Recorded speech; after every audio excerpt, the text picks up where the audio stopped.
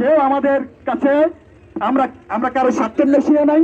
আমরা যুবক সমাজ, এই যে শিক্ষিত সমাজ, তারা তারা ন্যায়ের পক্ষে সবসময়।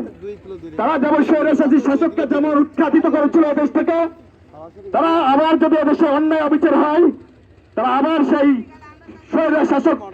শাসকের মতো তাদেরকে নিজ মুখে দেবে পিত্ত কণ্ঠে। এদেশে আর কখনো স্বৈরতান্ত্রিক স্বৈরা শাসক আর জেগে উঠতে পারবে না।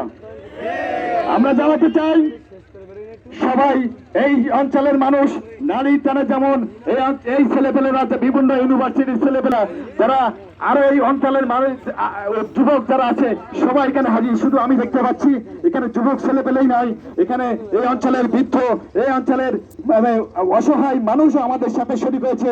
তারা জানান দিতে যাচ্ছে, আমরা যে কাজটি করছি অবশ্যই ন্যায়ের পক্ষে।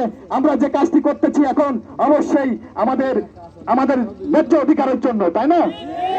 সেই জন্য তারা শুধু আমাদের সাথে তাল মিলিয়ে আমাদেরকে তাদেরও আমরা